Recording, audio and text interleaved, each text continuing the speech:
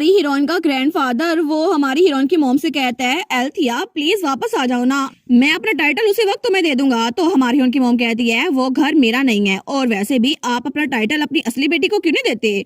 तो ड्यूक कहता है, मैंने तो एलिसिया को बाहर निकाल दिया था, वो तो एक एक्टर थी जिसको ऑर्फनेज के हेड ने भेजा था, और तुम ठीक कह रही थी, वो सिर्फ एक स्विंडलर थी जो मेरे टाइटल के पीछे थी।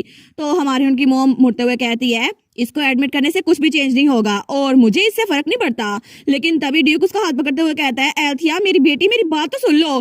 तो तभी हमारी हीरोइन की मॉम उसको तो बड़ा गुस्सा आता है और तभी वो अपने डैड को पटकते हुए कहती है, मेरा हाथ छोड़े। और तभी उसका डैड वो तो उड़ के सामने दीवार पे जा लगा था। तो हमारी हीरोइन सोचती है कि यार मॉम इतनी पावरफुल है। लेकिन तभी नोटिफिकेशन आई थी, watch that shape the world. उन्होंने कहा है कि आपको अपनी मॉम की बात माननी होगी। वो कहती है, पता है मुझे, लेकिन ग्रैंडपा तो 100 केजी के थे ना। तो उसकी मॉम वो तो थोड़ी हैरान रह गई थी कि उसने अपने फादर को पटक दी है। लेकिन तभी उसका फादर जिस जगह के साथ लगा था ना, वो जगह वो टूट रही थी और वहां से पत्थर नीचे गिरे थे हमारी हीरोइन और उसकी मॉम पर। लेकिन तभी उसका फादर वो आता है जल्दी से और हमारी हीरोइन और उसकी मॉम एल्थिया को प्रोटेक्ट कर लेता है। हालांकि सारे पत्थर उसके ऊपर गिरते हैं, लेकिन फिर भी वो चोट खा कर भी अपने बच्चों को प्रोटेक्ट कर लेता है। तो हमारी उनकी मॉम एल्थिया कहती है, फादर ये तो बहुत ज्यादा रेकलेस था, क्या आप ठीक हैं?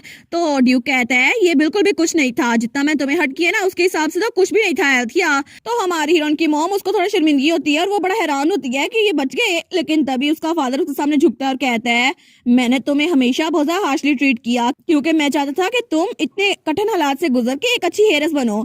लेकिन मुझे माफ कर देना कि मेरी वजह से तुम हर्ट हुई हो और मैं कभी भी एक फादर के तौर पर अच्छा साबित नहीं हुआ। मैं बहुत ज्यादा हॉरिबल फादर था और इसीलिए मुझे अपनी बेटी का बिल्कुल ध्यान नहीं था। प्लीज मुझे माफ कर दो एल्थिया, प्लीज मुझे एक चांस दो। लेकिन हमारी हीरोइन की मॉम वो बेचारी तो रोने वाली हो गई थी, लेकिन तब वो पलटने लगती है, वो अपने फादर को जवाब नहीं देती। तो हमारी हीरोइन अपनी मॉम को देखती है, वो सोचती है मॉम तो सच में कितनी सॉफ्ट हार्टेड है ना, इनको देखकर तो लगता है ये अभी रोने वाली हैं, लेकिन ग्रैंडफादर के सामने ये कुछ नहीं बोल रही। तो तब अपनी मॉम को देखकर सोचती है, मे बी इनको लिटिल पुश चाहिए होगा ना। तो तब हमारी हीरोइन कहती है, मॉम मैं चाहती हूँ कि हम लोग अक्सर ग्रैंडपा से मिलते रहे। तो उसकी मॉम कहती है, सच में? तो उसका ग्रैंडफादर भी कहता है, बिल्कुल, तुम नहीं चाहती कि तुम्हारे बच्चे अपने ग्रैंडपा से मिलते रहे हैं ना, तो तुम अपने हस्बैंड को मेरे घर ले आओ और तुम लोग वहां पर रहना शुरू कर दो। तो तब हमारी उनकी मॉम कहती है, बिल्कुल नहीं, मैं ऐसा कुछ नहीं करूंगी, आपकी फैमिली मुझे सुफोकेट करती है और मैं कभी भी आपकी फैमिली को इनहेरिट नहीं करूंगी। मैं जहाँ पर हूँ ना वहीं बहुत ज्यादा खुश हूँ। तो ड्यूक बहुत ज्यादा उदास हो गया था, वो सोचता है मेरी बेटी क्या मुझे कभी माफ नहीं करेगी। लेकिन तब हमारी उनकी मॉम कहती है, लेकिन अगर एली ये चाहती है ना तो कभी कभार आप हमसे मिलने के लिए आ सकते हैं, तो प्लीज आप खड़े हो जाए। तो ड्यूक ये बात सुनकर बड़ा खुश हो गया था, वो कहता है, सच में? तो तब वो खड़ा होते हुए कहता है, सच्ची? फिर तो मैं 6 महीने बाद तुमसे मिलने के लिए आ सकता हूँ, या फिर हर महीने भी, या फिर तुम्हें क्या लगता है मैं थैंक्सगिविंग पे आ सकता हूँ, और इसके अलावा मैं तो रोजाना भी तुम्हारे घर आ सकता हूँ। लेकिन हमारी उनकी मॉम कहती है, मैंने कहा था मैं इस बारे में सोचूंगी, अब इस बारे में तमाशा ना करे। वो कहता है, ठीक है ठीक है, अगर तुम्हें कुछ चाहिए तो मुझे बता दो, मैं तुम्हें कुछ भी दूंगा। तो उसकी मॉम कहती है, नहीं मुझे कुछ नहीं चाहिए। लेकिन तभी वो कहती है, 1 मिनट, मुझे कुछ चाहिए। क्या आप उस बदतमीज, मेरा मतलब है कि उस इंसान को पनिश कर सकते हैं मेरे लिए? उसका नाम है हिकम सर मैतन। तो तब हमारी सोचती है, हिकम सर मैतन, लेकिन ये तो आइवरी टावर का वही इंसान है जिसने मेरे फादर को बुली किया था। तो तब हमारी उनकी मॉम कहती है, वो बदतमीज, उसने मेरे हस्बैंड को बुली किया था। तो ड्यूक कहता है, उसने मेरे सन इन लॉ के साथ ऐसा किया। लेकिन तभी हमारी उन कहती है, मॉम इसके अलावा और भी कुछ है, उस इंसान ने डैड के पोर्शन के रिसर्च को चुरा लिया और डैड को फ्रेम कर दिया कि वो चोर हैं। तो उसकी मॉम कहती है, क्या सच में ये सब कुछ हुआ था? वो कहती है, मुझे तो उसी वक्त उस बास्टर्ड को मार देना चाहिए था। तो ड्यूक कहता है, बस इसको मुझ पे छोड़ दो, मैं उसका इंतजाम कर लूंगा, मैं प्रॉमिस करता हूँ। तो हमारी उनकी मॉम कहती है, क्या सच में मैं आप पे ट्रस्ट कर सकती हूँ? तो ड्यूक कहता है, बिल्कुल बिल्कुल, तो मुझ पे ट्रस्ट कर सकती हो, मैं उसका काम तमाम कर दूंगा और वो हिकम सैटन, उसको सबके सामने सजा मिलेगी। तो हमारे उनकी मॉम कहती है, उसका नाम हिकम सैटन नहीं, हिकम सर मैटन है, और अगर आपको उस क्रिमिनल को सजा देनी है तो कम से कम उसका नाम तो याद कर ले। और तब वो हंसने लग जाती है। लेकिन तब हमारी हीरोइन सोचती है, मेरी मॉम के चेहरे को देखकर लगता है कि कभी ना कभी वो मेरे ग्रैंडफादर को माफ कर ही देंगी और मैं उम्मीद करती हूँ कि इन दोनों फादर डॉटर का रिलेशनशिप अच्छा हो। तो तभी वो कहती है, अरे हाँ, मैंने तो आपसे पूछा ही नहीं ग्रैंडपा, आपकी फैमिली का नाम है क्या? तो तब उसका ग्रैंडपा वो तो बड़ा खुश हो गया था। लेकिन उसकी मॉम कहती है, तुम्हें फिक्र करने की जरूरत नहीं है, वो तो बस थोड़ी सी लैंड पर रूल करते हैं। लेकिन ग्रैंडफादर कहता है, इतनी भी छोटी लैंड नहीं है, तुम सरप्राइज हो जाओगी जब तुम सुनोगी। असल में मेरी लैंड का नाम है हेथ फेनरिन और मैं हूँ एरन जैक हेथ फेनरिन। तो हमारी उन कहती है, क्या हेथ फेनरिन? सच में? वो सोचती है, ये ना सिर्फ पूरे एम्पायर के इकलौते ग्रैंड ड्यूक है, बल्कि ये तो पूरे के पूरे कॉन्टिनेंट में सबसे ज्यादा स्ट्रॉन्गेस्ट इंसान थे, जब तक मेलिड 40 बार टाइम में वापस नहीं आ गया। और मेरे ग्रैंडफादर तो कितने बेस्ट है ना। और इसके अलावा बेस्ट पार्ट ये है कि मेरी मोम वो एक ड्यूक की बेटी है, तो इस तरह तो ये child care fantasy romance genre बन जाएगा ना। लेकिन तब वो सोचती है इसका मतलब है मैं भी डचेस बन सकती हूँ फ्यूचर में जाके। तो उसका ग्रैंडफादर कहता है सच्ची? वो कहता है अहम एल्थिया, मुझे लगता है एली वो हाउस हेड फेरन का पार्ट बनना चाहती है, तो क्या तुम मुझे चांस दोगी? क्या पता तुम हमारे साथ आकर रहना शुरू कर दो। तो हमारी हीरोइन कहती है नहीं ग्रैंडपा, ऑनेस्टली डचेस बनना तो बहुत ही ज्यादा टेम्पटिंग है, लेकिन फिर भी मैं मॉम के डिसीजन की रिस्पेक्ट करती हूँ। अगर मॉम ये नहीं चाहती तो मैं भी ये नहीं चाहती। तो उसकी मॉम उसको देखती है, लेकिन ग्रैंडपा तो उदास हो गया था। वो सोचता है मेरा चांस गया। लेकिन तभी उसकी मॉम आगे बढ़ती है और उसको गले लगा लेती है। वो कहती है मेरी प्यारी बच्ची तुम तो कितनी अच्छी हो ना। और तभी हमारी हीरोइन का बालों का रंग वो भी चेंज हो रहा था। वो कहती है मैं सच में तुम्हें बहुत ज्यादा प्राउड हूँ मेरी बेटी। लेकिन जैसे वो हमारी एली को देखती है ना, तो हमारी एली उसको बुखार हो रहा था। वो कहती है एली तुम तो बिल्कुल गर्म हो गई हो, आखिर तुम्हारा बुखार, आखिर तुमने मुझे बताया क्यों नहीं कि तुम बीमार हो? और हम अभी डेंजर को क्लोज करते हैं और डॉक्टर के पास जाती हैं। तो हमारी कहती है नहीं मॉम इंतजार करें, आप फिक्र ना करें, ये सिर्फ होली फीवर है जो कि कुछ दिनों तक रहेगा। लेकिन मैं चाहती हूँ कि आप लोग जब तक मैं रिकवर ना हूँ डंजन को छोड़ के ना जाए। और मैं नहीं चाहती कि डैड और प्रिंस फिक्रमंद हो। तो प्लीज, यहाँ पर डंजन में टाइम जल्दी गुजरता है, तो यहाँ पे 2 दिन तो बस कुछ घंटे ही होंगे। लेकिन उसकी मॉम कहती है एली तुम्हारा टेम्परेचर तो बहुत ज्यादा हाई है। तो ग्रैंड ड्यूक भी कहता है तुम ठीक तो हो ना। लेकिन हमारे सोचती है प्लीज मुझे प्रॉमिस करें ना आप ऐसा ही करेंगे। और वो सोचती है ये तो डिवाइन एडवेंट को कुछ टाइम यूज करने के लिए हुआ है, फिर भी वो कहती है प्लीज इस बात को सीक्रेट रखिएगा। तो तभी उसकी आंखें बंद हो रही थी। तो तब उसकी मॉम और ग्रैंडपा उसको पुकारते रह जाते हैं। वो कहती है मैं बस थोड़ी देर के लिए सो के उठती हूँ। और तभी नोटिफिकेशन आई थी होली फीवर आपको हो चुका है क्योंकि आपने डिवाइस स्किल अपने लेवल से ज्यादा यूज की है और इसका रिकवरी टाइम है 2 दिन। लेकिन तभी जब हमारी हीरोइन सो रही थी ना, तो उसे ख्वाब में अपने हाथ में कॉटन कैंडी नजर आती है और उसके सामने उसकी कजन और उसके दोस्त खड़े थे। तो उसकी कजन कहती है क्या आखिर तुम्हारे पास ये कॉटन कैंडी क्या कर रही है? और तभी उसकी कजन उसकी तरफ बढ़ती है और कहती है इसको मुझे दो, मुझे फर्क नहीं पड़ता अगर ये एक्स्ट्रा है, लेकिन तुम्हें कुछ नहीं मिलेगा। और तब हमारी हीरोइन के हाथ से वो कॉटन कैंडी नीचे गिर गई थी। तो उसकी कजन कहती है मैं इसको अपने क्लासमेट्स के लिए लेके आई थी, लेकिन देखो सही पहले हमारे घर पे आकर रहने लग गई और फिर इसने ये कॉटन कैंडी भी ले ली। लेकिन तभी उसकी कजन हंसते हुए कहती है तुम मुझे घूर क्या रही हो? तुम जाके बताओगी किसको? आखिर तुम्हारी फैमिली तो मर चुकी है ना, तुम तो बिल्कुल अकेली हो। लेकिन हमारी हीरोइन वो छोटी सी थी और उसको बहुत ज्यादा बुरा लगता है। तो उसके दोस्त भी कहते हैं सच में इसका कोई भी नहीं है, सारे के सारे मर गए, लेकिन क्या ये अकेली जिंदा बची है? तो तब उसकी कजन चिल्ला कहती है ये तो बस एक लीच है जो हमारी फैमिली को चूस रही है। और आखिर तुम्हें किसने कहा था कि तुम कॉटन कैंडी ले सकती हो? तो हमारी हीरोइन को उन सबकी बातें बहुत ज्यादा चुभ रही थी। वो सोचती है ये सारे के सारे ऐसे बातें क्यों कर रहे हैं। और तब वो बहुत ज्यादा उदास थी कि आखिर मेरी फैमिली मेरे पास क्यों नहीं है। लेकिन तभी पीछे एक बच्चा खड़ा हुआ था जो कि ब्लॉन्ड बालों वाला था।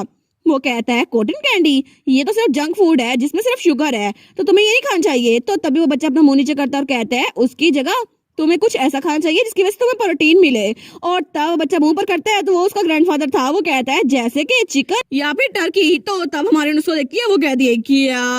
वो तो बिल्कुल फ्रीज हो गई थी। और तभी उसकी आंख भी खुलती है और तब वो बिल्कुल चिल्ला के उठती है। तो उसका ग्रैंडपा कहता है बच्ची तुम ठीक हो क्या, तुम उठ गई? लेकिन तब और ज्यादा चिल्लाने लग जाती है। तो उसका ग्रैंडपा दूर चला जाता है। वो कहता है लगता है ये चिल्ला रही है मतलब ये उठ गई है। तो उसकी मॉम कहती है एलेट क्या तुम उठ गई? मुझे बहुत अच्छा लगा। तो तब उसका बुखार चेक करते हुए कहती है तुम्हें तो बिल्कुल बुखार नहीं है अब। तो हमारी हीरोइन कहती है क्या हम लोग डंजन से बाहर आ गए? तो उसका ग्रैंडपा कहता है बिल्कुल, हमने डंजन को क्लोज कर दिया और तुम उठ नहीं रही थे 2 दिनों के बाद भी, इसी वजह से तुम्हारी मॉम फिक्रमंद हो गई थी, वो तो रोई जा रही थी। तो उसकी मॉम कहती है मुझसे ज्यादा तो आप रो रहे थे, आपने कहा था कि आपकी ग्रैंड डॉटर को कुछ हो जाएगा इसी वजह से आप रोई जा रहे थे। तो हमारी उन कहती है क्या आप दोनों मेरे लिए फिक्रमंद थे? तो उसकी मॉम कहती है बिल्कुल, ये कितना सिली क्वेश्चन है ना, हम तुम्हारे लिए फिक्रमंद थे क्योंकि मेरी बेटी बीमार थी इसलिए, और मैं खुश हूँ कि तुम बिल्कुल ठीक हो। तो हमारे उन सोचती है अरे हाँ बिल्कुल, मैंने मॉम की जान बचा ली और मुझे ऐसा लग रहा है जैसे फाइनली मैं एक नाइटमेयर से उठ गई हूँ। और तब उसकी मॉम ने उसे गले लगाया हुआ था। लेकिन तभी उसे अपने फादर की आवाज आती है एलेट, एली तुम कहाँ पर हो? तो उसकी मॉम कहती है ये आवाज। तो तभी उसके भाई की भी आवाज आती है एलेट, क्योंकि उन दोनों को पता चल गया था एल गायब है। तो हमारी अली कहती है ये तो डैड और प्रिंस है ना, वो मेरा इंतजार कर रही होंगी क्योंकि मैं घर से आ गई थी। लेकिन तब वो आगे जा रही थी तो उसकी मॉम पीछे खड़ी रह गई थी। तो तब वो अपनी बेटी को जाते हुए देखती है, लेकिन तब वो पीछे मुंह करती है और अपने फादर को देखती है। लेकिन उसका फादर वो कहता है ऐसा लगता है कि हमारे बिछड़ने का भी टाइम आ गया है, लेकिन फिर भी मैं थैंक्स गिविंग का इंतजार करूंगा, प्लीज तब तक हेल्दी रहना। तो तब उसकी मॉम अपने फादर को देखती है, वो कहती है आप भी फादर। और तब उसके बाद वो चली गई थी, लेकिन उसका फादर वो स्माइल करता है, वो सोचता है फाइनली मेरी बेटी कम से कम मुझे वो मिल तो गई। और तब हमारी हीरोइन वो झाड़ियों से निकलती है, तो जब अपने फादर और भाई को देखती है ना, वो कहती है फादर। तो उसका भाई कहता है एलेट तुम यहाँ पर हो। तो उसका फादर भी उसके पास आता है, वो कहता है तुम कहाँ चली गई थी, तुम्हें पता है हम कितने ज्यादा फिक्रमंद हो गए थे, अगर तुम भी अपनी मॉम की तरह मिसिंग हो जाती तो मैं। लेकिन तभी वो दूसरी तरफ देखते हैं तो वो बिल्कुल शॉक हो गया था, क्योंकि वहां पर उसकी वाइफ यानी कि एलेट की मॉम थी। तो तब वो उसको देखता है, वो कहता है एल्थिया क्या सच में ये तुम हो। तो तब उसकी मॉम आगे बढ़ती है और उसके डैड को गले लगा लेती है, वो कहती है सच में तुम्हें पता है मैं कभी भी तुम्हारे बगैर रह नहीं सकती थी, और मैं तक डंजन में फंस गई थी। अगर मुझे पहले पता होता ना कि तुमने इतना मुश्किल वक्त गुजारा है, तो मैं कभी भी वहां ना जाती। और तुम तो गोल्डन आइवरी टावर से भी निकाले गए हो, मुझे माफ कर देना मैंने इतना टाइम लगाया, और मैं कसम खाती हूँ मैं उस हिकम सैटों को मरवा के रहूंगी। लेकिन तभी उसका फादर उसका चेहरा पकड़ता है और कहता है एल्थिया। तो तभी हमारी हीरोइन का फादर उसकी मॉम का चेहरा पकड़ता है, और तब उसकी आंखों में आंसू आ रहे थे। वो कहता है इस सब से फर्क नहीं पड़ता, सबसे ज्यादा इम्पोर्टेंट बात ये है कि तुम वापस आ गई हो। जब तक तुम मेरे पास हो ना, मुझे फर्क नहीं पड़ता दुनिया में क्या हो रहा है, क्योंकि तुम मेरे पास हो। लेकिन प्लीज मुझे कभी छोड़ के ना जाना। तो उसकी मॉम भी कहती है ओ लियो। लेकिन तब उसका डैड कहता है एल्थिया। तो हमारी हीरोइन थोड़ी सी दूर खड़ी थी, वो सोचती है क्या क्या अभी ये लोग क्लोज हो रहे हैं, लेकिन ये सिचुएशन बच्चों को नहीं दिखानी चाहिए। क्या मैं अभी जाके अपने भाई की आंखें बंद कर दूं? तो तभी उसका भाई आ गया और अपनी मॉम को गले लगा लेता है, वो कहता है मॉम मुझे पता था वापस आ जाएंगी, मुझे लगा था कि आपको बहुत ज्यादा चोट लगी होगी, लेकिन अच्छा हुआ आप बिल्कुल ठीक होके वापस आई हैं। तो तब वो तो रोई जा रहा था, तो उसकी मॉम उसको गले लगाते हुए कहती है प्रिंस मेरा वंडरफुल बॉय, और थैंक यू सो मच कि तुम इतनी जल्दी बड़े हो गए इतने जेंटलमैन बन के। लेकिन हमारे उन कहती है मॉम आपको नहीं लगता कि कुछ ज्यादा ही होता है जेंटलमैन के तौर पर? तो उसका भाई तो रोई जा रहा था, वो कहती है हाँ हाँ बिल्कुल इधर आओ मेरे क्राई बेबी ऑफ जेंटलमैन। तो प्रिंस कहता है मॉम। लेकिन तभी हमारी हीरोइन वहीं पर खड़ी थी, उसकी मॉम कहती है एलेट इधर आओ ना हमारे पास। और तब उसकी फैमिली उसको बुला रही थी, लेकिन तब हमारी हीरोइन स्माइल करती है और उन सबके पास जाती है, और तब वो चारों गले मिलती है। लेकिन तभी सुबह भी हो रही थी, और एक ही रात में उनकी फैमिली फिर से कंप्लीट हो गई थी, और उनकी कंप्लीट फैमिली तो बहुत ही ज्यादा अच्छी लग रही थी, और फाइनली वो लोग इकट्ठे हो गए। लेकिन तभी नोटिफिकेशन आई थी quest explore your home town difficulty D, आपकी क्वेस्ट कंप्लीट हो चुकी है और इसलिए आपको इसकी वजह से प्राइज भी मिलेगा। लेकिन तब डायरेक्ट हमें 1 महीने बाद का सीन दिखा रहता है, जब ग्रैंड ड्यूक अपने बग्गे में था। वो कहता है एडगर आखिर थैंक्स गिविंग में कितने दिन बचे हुए हैं? तो उसके सामने उसका बटलर था, वो कहता है 208 दिन बचे हैं योर ग्रेस। तो ड्यूक कहता है कि यार तुमने पिछली बार भी यही जवाब दिया था। वो कहता है आपने पिछली बार 20 मिनट पहले पूछा था ना इसीलिए। लेकिन तब एडगर कहता है ऐसा लगता है कि आजकल आपका मूड बहुत ज्यादा अच्छा होने लग गया है। तो ड्यूक हंसते हुए कहता है अच्छा ये बात है, फिर तो ये सच बात है, क्योंकि आजकल तो मैं बहुत ज्यादा खुश रहने लग गया हूँ। लेकिन तभी वो लोग उस जगह पे रुकते हैं, तो तब कोचवान दरवाजा खोलता है। लेकिन तब वो कहता है क्या मैंने तुम्हें बताया कि मेरा सन इन लॉ और मेरे ग्रैंड चिल्ड्रन कितने अमेजिंग है, और वो पोशन रोडलिन पोशन वो मेरी बेटी की फैमिली ने बनाया था, और इसकी वजह से अगर तुम्हें मसल्स बनाने हैं ना तो मुझे बता देना, मैं तुम्हें स्टॉक खरीद के दे दूंगा। लेकिन तभी वो कहता है ये मेरा ओनर है, फिर भी हम जो काम करने आए हैं वो कर लेते हैं। और तभी वो लोग गोल्डन आइवरी टावर पहुंचे थे, तो सब लोग कहते हैं जल्दी करो ग्रैंड ड्यूक आ गए, ग्रैंड ड्यूक आ गए, प्रोफेसर को भी लेकर आओ। तो तब ड्यूक स्माइल करते हुए कहता है अच्छा तो चलो अंदर चलते हैं एडगर, क्योंकि मेरी बेटी ने जो मुझे काम दिया था ना मुझे लगता है वो फिनिश करने का टाइम आ गया है। और तब वो लोग गोल्डन टावर के अंदर जा रहे थे, क्योंकि अब वो हिकम सैटन वो तो नहीं बचने वाला था।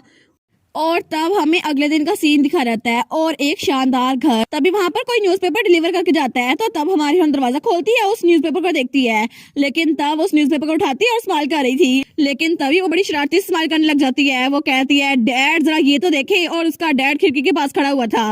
वो कहता है क्या हुआ एलेट? तो एलेट कहती है न्यूज़पेपर तो देखे, आर्टिकल देखे डैड, वो हिकम गाय उसको तो बिल्कुल बर्बाद कर दिया गया है। पता है आपको वो बहुत ज्यादा बुरा इंसान था, और सारे न्यूज़पेपर में उसी के बारे में खबर छपी हुई थी कि उसको जेल के पीछे पहुंचा दिया गया है, और उसने अपने शागिर्द के साथ बहुत ज्यादा बुरा किया था।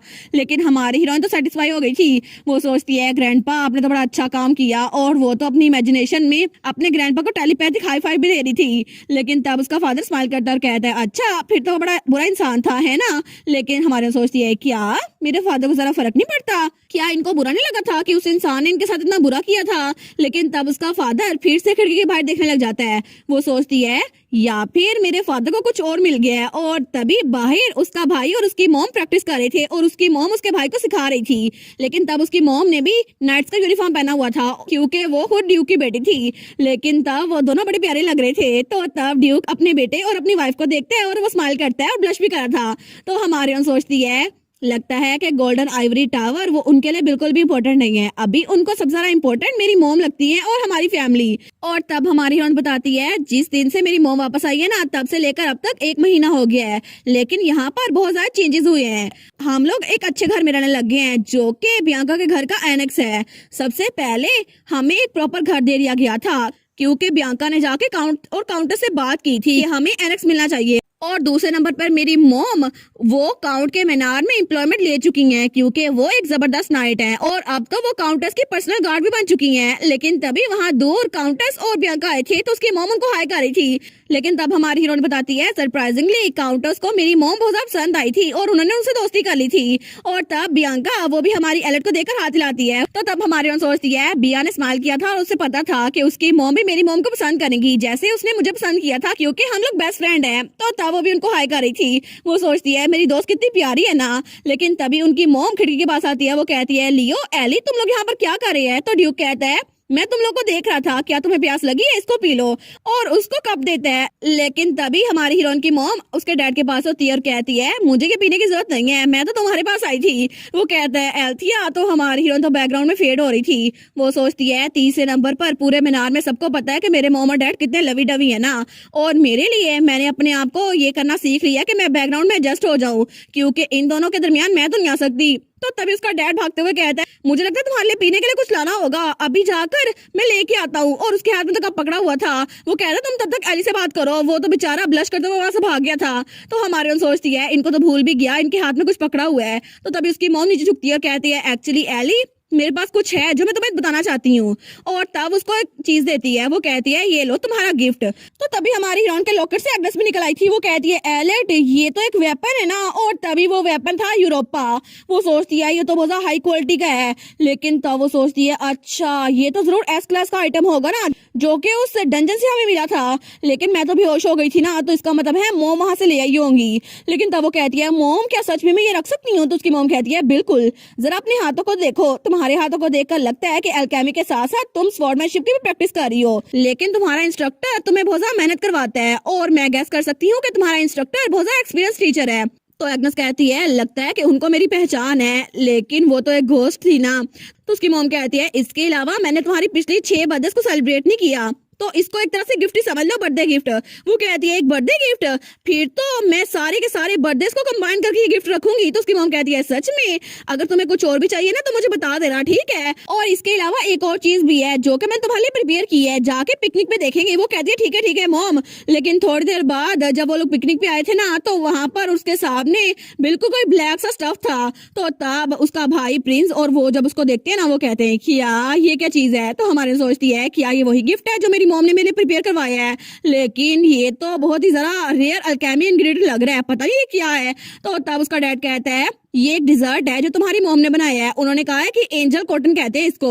तो उसकी मॉम कहती है सच में मुझे तो एम्बैरेसमेंट हो रही है, मुझे लगा था कि इजी होगा, लेकिन जितना मैंने सोचा था ना ये तो उससे भी ज्यादा हार्डर है। और सच ये है कि जब तुम अपनी नींद में थी ना तो तुम कॉटन कैंडी का जिक्र कर रही थी, तो मैंने इसको बनाने का सोचा क्योंकि मैं चाहती थी कि तुम इसको खाओ। तो हमारी उसको देखती है। वो सोचती है मेरे ख्वाब में जब मैं अपने कजन को याद कर रही थी तो मैं जरूर अपने ख्वाब में बोल रही होंगी। लेकिन वो सोचती है सच में मॉम ने मेरे लिए कोशिश की, हालांकि मैं सिर्फ ख्वाब में बड़बड़ा रही थी, फिर भी ये बात तो मुझे बहुत ज्यादा खुश कर रही है। तो उसकी मॉम कहती है कोई बात नहीं, मुझे लगता है कि मैं अगली बार मेहनत करूंगी तो ज्यादा अच्छा बन जाएगा, तुम लोग को इसको खाने के लिए खुद को फोर्स नहीं करना चाहिए। तो हमारी आगे बढ़ती है और अपनी मॉम के हाथ से वो ले लेती है। वो कहती है बिल्कुल नहीं, मुझे तो इसकी ख्वाहिश हो रही थी, मैं तो इसी को खाऊंगी मॉम। तो तभी वो कांटा लेती है और उस कॉटन कैंडी को लेती है और अपने मुंह में डाल लेती है। वो कहती है ठीक है मैं इसको खा रही हूँ। तो उसकी मॉम कहती है आखिर इसका टेस्ट कैसा है। तो हमारी उनकी आंखों में तो आंसू आ रहे थे, लेकिन वो कहती है ये तो बेस्ट कॉटन कैंडी है जो कि मैंने पूरी जिंदगी में खाई है।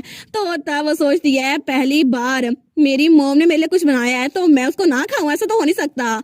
और तब वो कहती है प्रिंस अगर तुम इसको नहीं खाने वाले तो मैं सारा कुछ खत्म कर लूंगी। तो उसका भाई कहता है नहीं मैं भी खाऊंगा। तो तब हमारे सोचती है मेरी मॉम के यहाँ आने के बाद हम लोग बिल्कुल परफेक्ट फैमिली बन गए हैं, और 1 महीना हो गया जब से हम काउंट के मीनार में रह रहे हैं, तब से कुछ चेंजेस हुए हैं, लेकिन फिर भी ये फैमिली मुझे बहुत अच्छी लगती है। क्योंकि हम लोग इकट्ठे मिलकर बहुत एंजॉय करते हैं और ऐसा लगता है कि मेरी पुरानी लाइफ में जो कुछ भी हुआ था ना उसको मैं बिल्कुल भूल जाऊंगी। लेकिन तभी दूसरी तरफ हमें एक जगह दिखा जाती है जो कि बहुत डरावनी लग रही थी। वो था एबिसियल डून्स।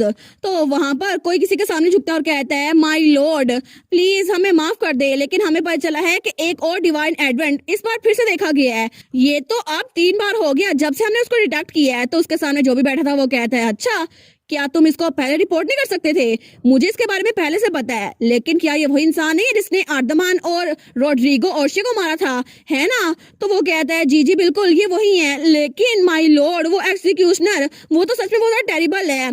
तो बाकी डीमंस कहते हैं एग्जीक्यूशनर। तो कोई और कहता है अगर उसने हमें मारा तो हम रीबोर्न भी नहीं हो सकते। तो वहां पे जो बैठा था वो कहता है तुम लोग को पूरे मिलियन टाइम्स रीबोर्न होना पड़ेगा, सेंटीपीड से लेकर कॉकरोच तक। तुम लोग का लगता है कि ये काम नहीं करेगा?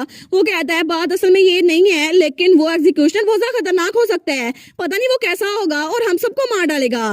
तो तब उनके सामने जो बैठा था वो उठते हुए कहता है अच्छा अभी के लिए इशू नहीं है, मुझे तो ये पता करना है कि आखिर जिस दुनिया को गॉड ने बंधन कर दिया था वहां पर ये डिवाइन एडवेंट आया कैसे। लेकिन तब वो स्माइल करते हुए कहता है फिर भी मुझे बस उस इंसान को ढूंढना होगा और उसे जान से मारना होगा, है ना? बस यही करना होगा। और तब हमें वो दिखा जाता है जो कि था डीमन लॉर्ड और डीमन रेलम में वो रैंक 2 पर था। उसका नाम था कार्पियोस। वो कहता है जाओ और अभी जाकर उस एक्सिक्यूशनर को ढूंढो क्योंकि जैसे वो मुझे मिल गया ना मैं उसको जान से मार डालूंगा। लेकिन दूसरी तरफ हमारी हीरोइन वो तो अपनी फैमिली के साथ पिकनिक मना रही थी और उस बेचारी को तो पता ही नहीं था कि कोई उसके जान के पीछे पड़ा हुआ था। लेकिन फिलहाल वो तो अपनी फैमिली के साथ अपना टाइम एंजॉय कर रही थी। और इसी के साथ सीजन 1 वो भी यहीं पर खत्म। तो आप लोग बताना आप लोग का फेवरेट कैरेक्टर कौन सा था? मेरा फेवरेट कैरेक्टर तो हमारी एलेट का डैड था। कितना क्यूट है ना। हालांकि उसकी वाइफ उसको छोड़ के चली भी गई थी, फिर भी इतनी मुश्किलात आई, फिर भी वो कितना क्यूट है ना। और जैसे उसकी वाइफ वापस आई तो कितने लवी डवी बन गए ना ये लोग। तो आप लोग बताना आप लोग का फेवरेट कैरेक्टर कौन सा था और नेक्स्ट सीजन वो मैं जल्दी एक्सप्लेन कर दूंगी। तो मजीद वीडियोस देखने के लिए मेरे चैनल को सब्सक्राइब कर लें और वीडियोस को लाइक कर दें। Thank you so much for watching my videos and bye bye.